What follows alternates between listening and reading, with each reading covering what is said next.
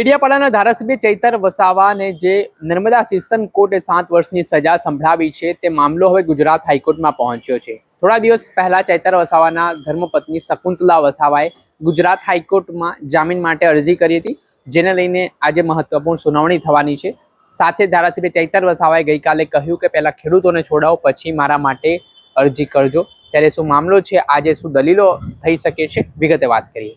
વૈષ્ણવજન તો તેને કહીએ જે પીડ પરાઈ જાનાને રે।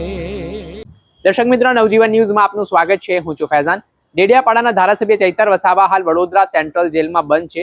થોડા દિવસ પહેલા નર્મદા સેશન કોર્ટે વનકર્મીને મારવાના કેસમાં ધારાસભ્ય ચૈતર વસાવાને 7 વર્ષની સજા સંભળાવી હતી, જેમાં આ કેસમાં ધારાસભ્ય સહિત 9 જેટલા આરોપીઓને દોષિત ઠેરવવામાં આવ્યા હતા અને આને લઈને આદિવાસી સમાજમાં ભારે રોષ પણ જોવા મળી રહ્યો છે। બીજી તરફ આ મામલો ગુજરાત હાઈકોર્ટમાં પહોંચ્યો છે, જ્યાં આદિવાસી સમાજના લોકોની આશા અપેક્ષા છે કે ધારાસભ્ય ચૈતર વસાવાને રાહત મળી શકે છે। હવે એ તો હાઈકોર્ટ ઉપર નક્કી છે કે ધારાસભ્યને રાહત આપવી કે પછી તેમની સજા યથાવત રાખવી। ત્યારે આ વચ્ચે થોડા દિવસ પહેલા ધારાસભ્ય ચૈતર વસાવાના ધર્મપત્ની શકુંતલા વસાવા દ્વારા ગુજરાત હાઈકોર્ટમાં જામીન માટેની અરજી કરવામાં આવી હતી, જે અરજીને લઈને આજે સુનાવણી થવાની હોય તે પ્રકારની માહિતી સામે આવી રહી છે। સાથે જ આને લઈને ધારાસભ્ય ચૈતર વસાવાના કેસ મામલે જે તેમના ધારાસભ્ય પદ રદ ના થાય તે માટે આમ આદમી પાર્ટીની લીગલ ટીમ છે તેના દ્વારા પ્રયાસો કરવામાં આવશે। તેમની સજા પર સ્ટે લાવવા માટેના પ્રયાસો રહેશે। દલીલો આજે છે ધારાસભ્ય ચૈતર વસાવાના પક્ષના વકીલો દ્વારા કરવામાં આવશે કોર્ટમાં।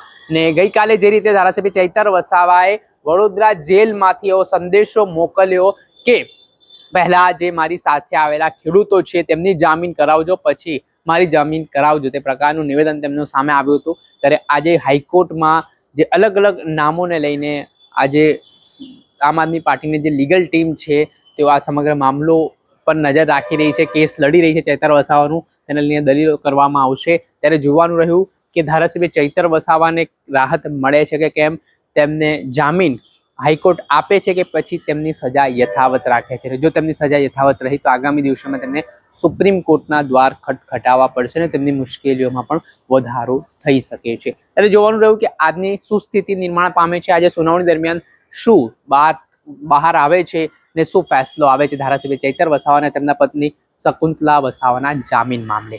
દર્શક મિત્રો, આ ઘટનાથી જોડાયેલા પડેપણના અપડેટો આપના સુધી પહોંચાડતા રહી પ્રકારના વિડીયો જોવા માટે નવજીવન ન્યૂઝ જોતા રહો, લાઈક કરો અને વધુમાં વધુ શેર કરો।